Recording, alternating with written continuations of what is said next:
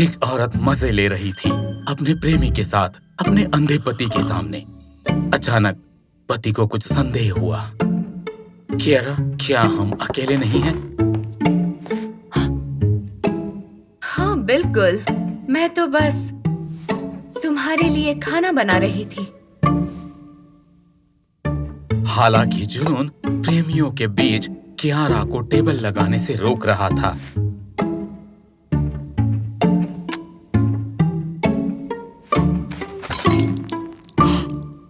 ओह, माफ करना हनी, ये गलती से गिर गया।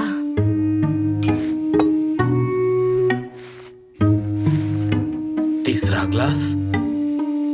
क्या हम किसी का इंतजार कर रहे हैं या फिर यहाँ कोई और भी है? अंधा आदमी परेशान हो गया और उसकी लाठी उसकी पत्नी के प्रेमी के पास आ गई। वो मैंने पानी के लिए रखा था ताकि तुम अपनी दवाई खा सको। कियारा ने बात को संभाल लिया, लेकिन ज्यादा वक्त तक नहीं। सिरी, मेरे भाई डेविड को कॉल करो।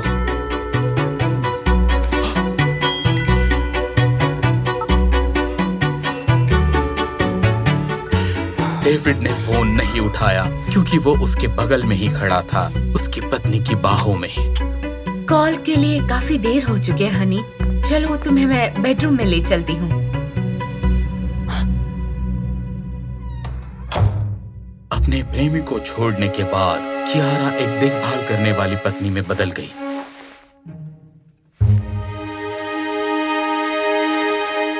एक्सीडेंट के बाद तुम मेरे साथ क्यों हो, मैं समझ नहीं पा रहा हूँ। मैं अंधा और कमजोर हो चुका हूँ। हनी, याद रखना, मैं तैयार हूँ तुम्हारे लिए कुछ भी करने के लिए।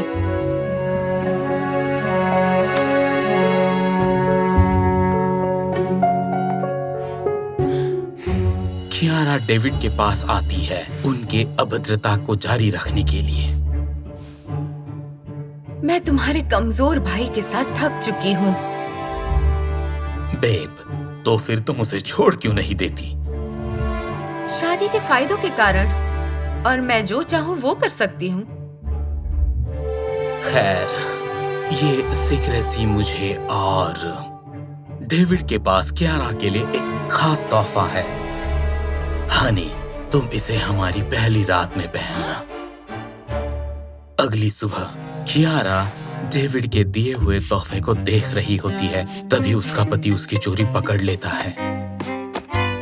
ये क्या है हनी? एक दिल के आकार का बॉक्स।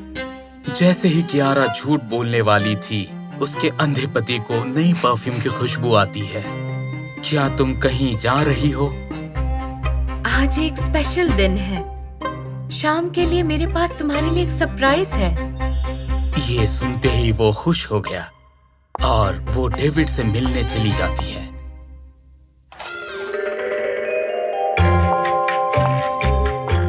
वाह, मैं और इंतजार नहीं कर सकता था, अब तुम मेरी हो।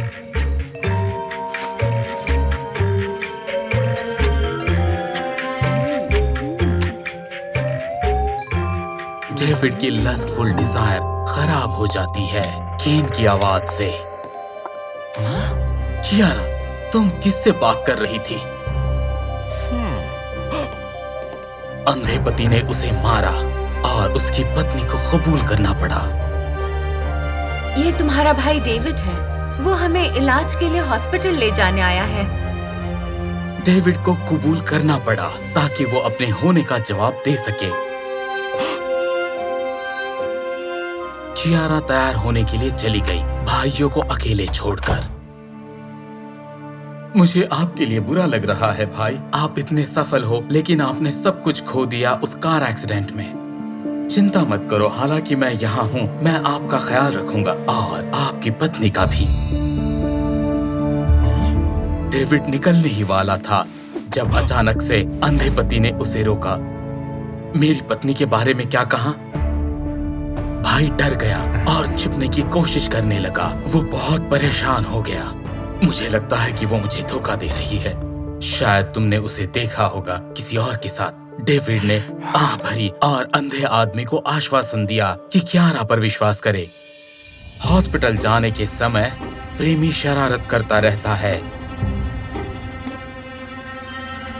भाई, आपकी पत्नी बहुत कमाल दिखती है इन कपड़ों में। ये दुख की बात है कि आप नहीं देख सकते। हालांकि मैं इसे देख सकता हूं, चाहे जितना देखना चाहूं और भी ज्यादा। डेविड अनजान था कि कियारा के पास भी सरप्राइज था उस शाम उसके लिए। जबकि अंधा आदमी इलाज के लिए जा रहा था, प्रेमियों ने खुद को बंद कर दिया एक खाली कमरे में। और उस समय डेविड की चाहत और बढ़ गई कियारा के लिए। मैं भी तुम्हें चाहती हूँ, लेकिन तुम सच में माचो मैन हो और तुम्हारे साथ तो कई लड़कियां थी। अब जब हम हॉस्पिटल में है ही तो क्यों ना हेल्थ चेकअप करा लें, और साथ ही मैं भी करवा लेती हूँ। डेविड ने उसकी बात मान ली ताकि वो अपनी इच्छा पूरी कर सके। कियारा अब अपने ट्रैप को बंद करना चाहती थी और वो हैरान थी कुछ ही मिनट बाद डेविड को वापस देखकर।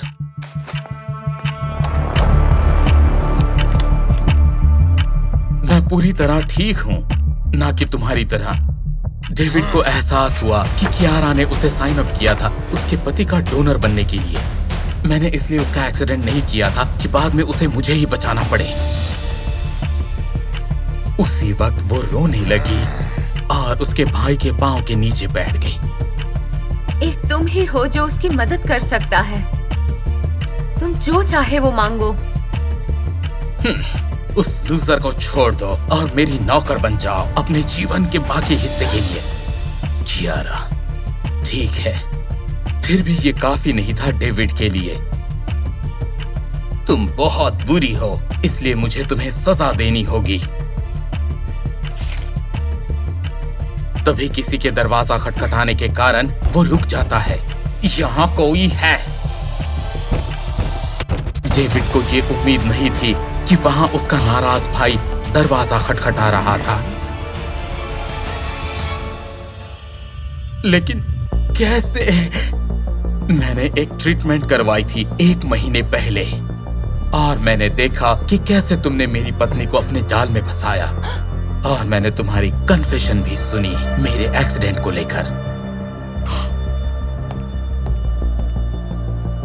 खैर माय लव, मैं अभी बिल्कुल ठीक हूँ और तुम भी सुरक्षित हो। मेरे पास आ जाओ। हालांकि कियारा खुश नहीं हो पा रही थी ये जानने के बाद भी कि वो देख सकता है। तुमने मुझे बताया क्यों नहीं अपनी ट्रीटमेंट के बारे में? ये रिस्की था, मैं तुम्हें परेशान नहीं करना चाहता था। तब मैंने तुम्हें अपने भाई के साथ देखा और ये भी देखना चाहता था कि कहीं तुम मुझे चीट तो नहीं कर रही। आदमी को यकीन था कि कियारा उसे समझती है, लेकिन मैं तुम्हारे लिए कुछ भी करने के लिए तैयार थी और तुम मेरी टेस्ट ले रहे थे। तुम बिल्कुल अपने भाई के जैसे हो। कियारा उसे अच्छे के लिए छोड़ना चाहती थी, फिर उसके पति ने उसे रोक लिया घर पर। ये दुर्घटना थी जिसने हमारे प्यार को बिखेर दिया। ये मेरी गलती थी, इसीलिए मैं हूँ जिसे यहाँ से जाना चाहिए, तुम्हारी जिंदगी से। अभी के लिए मुझे माफ कर दो। मैं तुमसे बहुत प्यार करता हूँ और हमेशा ही करता रहूंगा। ये सुनने के बाद कियारा बहुत भावुक हुई कि उसने उसे रोक लिया। मैं तुम्हें बचाना चाहती थी, लेकिन मैंने भी तो झूठ बोला, इसलिए तुम मुझे भी माफ कर दो। मैं भी तुम्हें पूरे दिल से प्यार करती हूँ। मैं सब कुछ देख सकता हूँ, यंग लेडी। मेरे पापा ने मेरी डेट फिर से खराब कर दी। बस अब बहुत हुआ। या तो इन्हें समझ जाना चाहिए या फिर हमें अपना रिश्ता खत्म करना चाहिए। बेन यहाँ से गुस्सा होकर चला गया।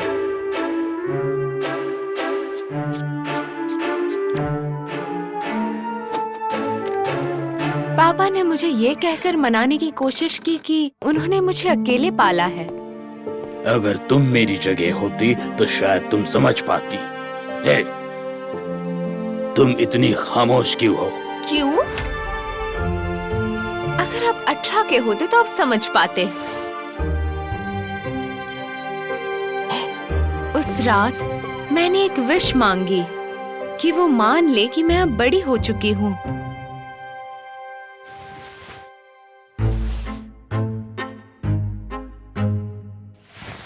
अगली सुबह जब मैं उठी तब मैंने देखा कि मेरे कपड़े मुझे फिट ही नहीं आ रहे। मेरे पैरों पर, हाथों पर और चेहरे पर बहुत से बाल उग गए थे। मेरा शरीर मेरे पापा के साथ बदल गया था। चलो अब उठ जाओ। देखो, इस स्ट्रेस की वजह से एक ही रात में मेरा वजन घट गया। दीना। पापा,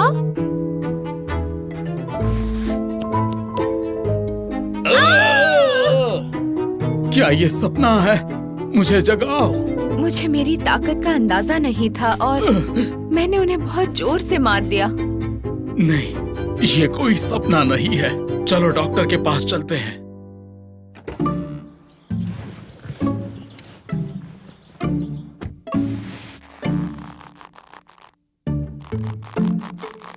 कार में बैठते ही एक दूसरा प्रॉब्लम खड़ा हो गया कि कार चलाएगा कौन, क्योंकि सिर्फ पापा के पास ही ड्राइविंग लाइसेंस था। मैंने कहा था तुमसे ड्राइव करना सीख लो, लेकिन नहीं, तुम्हें तो बस पार्टी करनी होती है। हम बड़ी ही मुश्किल से हॉस्पिटल पहुंचे थे। जब हमने डॉक्टर को सब कुछ बताया तो उन्हें जरा भी ताज्जुब नहीं हुआ। अगर तुम्हें लगता है कि तुम जैसे पैदा हुए हो वैसे नहीं हो तो इट्स ओके, तुम्हें खुश होना चाहिए। जरा इस कैडेशियन के स्टेप फादर को तो देखो। आप हमारी बात नहीं समझे। आप जो देख रहे हैं वो हम नहीं हैं। मैं तुम्हारी बात अच्छे से समझ गया हूँ। देखो, जो हकीकत है उसे अपना लो, इससे कोई फर्क नहीं पड़ेगा। मेरे पापा ने कहा कि ये सिर्फ वक्त की बर्बादी है, लेकिन डॉक्टर का क्या मतलब था वो मैं समझ गई थी। हम फिर से पहले जैसे हो जाएंगे, जैसे ही झगड़ा करना बंद कर देंगे। हॉस्पिटल से घर आते ही मैंने देखा कि मेरा बॉयफ्रेंड दरवाजे पर खड़ा था, एक बड़ा सा गुलदस्ता लेकर।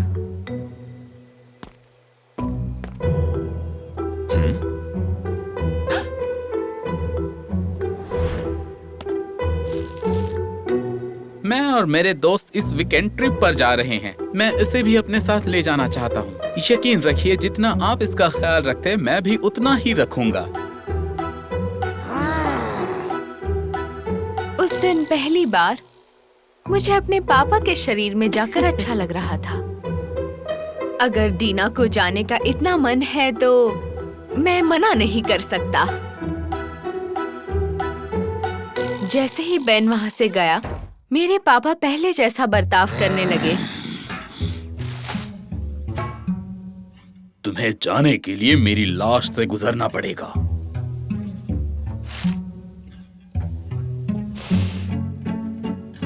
क्या आपने डॉक्टर की बात नहीं सुनी? उन्होंने कहा कि समझौता कर लो तो सब कुछ ठीक हो जाएगा। तो अगर आपको लड़की बनकर नहीं रहना है तो जरा सोच समझकर फैसला लीजिए। वो बिना किसी बहस किए मान गए। अच्छा, अब बताओ कि हमें पहले जैसा बनने के लिए क्या करना पड़ेगा? आपको मुझे समझने की कोशिश करनी होगी। मैंने उन्हें बेन की बास्केटबॉल खेलते हुए वीडियो दिखाए। वो अपनी टीम का सबसे बेहतरीन एथलीट था और हाई स्कूल में सबसे पॉपुलर भी। अब आप समझे कि ये डेट मेरे लिए कितनी इम्पोर्टेंट है। हाँ, मैं अब समझा कि तुम वो शॉर्ट स्कर्ट क्यों पहनती थी। चीयरलीडर्स के साथ मिलकर यूं कमर मटकाने के लिए। ये सुनकर मुझे गुस्सा आया। वो कोई मामूली सा डांस नहीं था। मैंने उसमें ट्रेनिंग ली थी और बहुत सी कॉलेजेस मुझे स्कॉलरशिप्स दे रही थी। वाह, ये तो बहुत ही इम्प्रेसिव है। इसमें से तुम कौन सा चुनोगी? मुझे आश्चर्य हुआ कि मेरे पापा ध्यान से मुझे सुन रहे थे और मुझे खुशी हुई कि उन्होंने ये मान लिया कि मैं अब बड़ी हो रही हूँ और समझदार भी, और मुझे यकीन था कि सुबह तक सब कुछ पहले जैसे हो जाएगा। लेकिन ऐसा नहीं हुआ। मेरी जिंदगी के सबसे महत्वपूर्ण दिन पर भी मैं अपने पापा जैसी ही दिख रही थी, दाढ़ी के साथ। पापा उठिए, आपको बेन के साथ वीकेंड ट्रिप पर जाना होगा। मैंने उन्हें डेट के लिए बहुत ही अच्छे तरीके से तैयार किया, लेकिन उन्होंने कहा कि वो नहीं जाएंगे। इन हिल्स को देखो, मैं तुम्हें चाइनीज गुड़िया की तरह नहीं लग रहा। आपको ये करना होगा। अगर हमें पहले जैसा बनना है तो आपको ये चैलेंज एक्सेप्ट करना होगा। मैंने उन्हें एक ईयरबड दे दिया ताकि हम लोग कांटेक्ट में रहें और मैं उनकी हेल्प कर सकूं।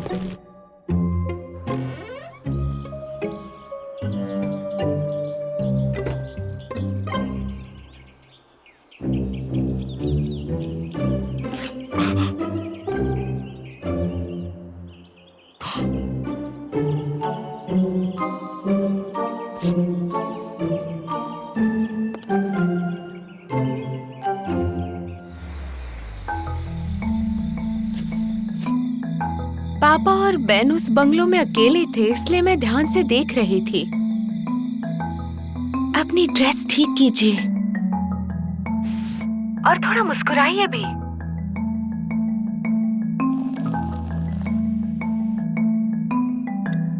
ये हमारे अकेले टाइम बिताने के नाम। अकेले? तुम्हारे बाकी दोस्त कहाँ हैं? यहाँ हम अकेले हैं। मैंने तुम्हारे पिताजी से झूठ बोला था।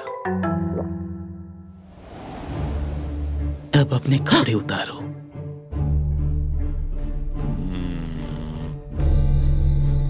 मैंने पापा से ये कहने के लिए कहा कि मैं अभी तैयार नहीं हूँ। जरा रुको, वो अभी तैयार नहीं। मेरा मतलब है मैं तैयार नहीं हूँ। बेन ने उनकी बात नहीं मानी और उनसे जबरदस्ती करने लगा। पापा, मैं जैसा कह रही हूँ वैसा कहिए। हम जब एक दूसरे को और समझ लेंगे और करीब आएंगे तब ये जरूर होगा। जो मैंने कहा पापा ने वही दोहराया, लेकिन इससे बेन को कुछ फर्क नहीं पड़ा। ये तुम्हें पहले बताना चाहिए था। बेन ने दरवाजे को लॉक कर दिया और चाबी अपने पैंट में डाल दी। मैं तुम्हें जाने दूंगा जब तुम इसे निकालोगी। वहाँ से निकल जाइए, वो ऐसा नहीं कर सकता। पापा ने भागने की कोशिश की, लेकिन बेन ने उन्हें धक्का मार दिया। उनमें जरा भी ताकत नहीं थी, इसलिए मैंने तय किया कि मैं दरवाजा तोड़ दूंगी। उन्हें छूने की हिम्मत भी मत करना, मतलब उसे। मेरे पापा का शरीर ताकतवर था, इसलिए मैंने उसे आसानी से उठाकर पटक दिया। मैं देखने गई कि उन्हें कोई चोट तो नहीं आई ना, और तब मुझे एहसास हुआ कि किसी की भी जिम्मेदारी लेना कितना मुश्किल होता है। वाकई किसी टीनेज गर्ल के लिए पिकनिक आना आसान नहीं है।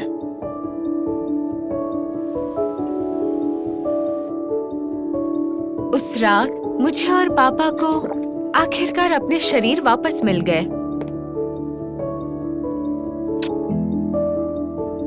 और ये तभी हुआ जब हम दोनों एक दूसरे को समझने लगे।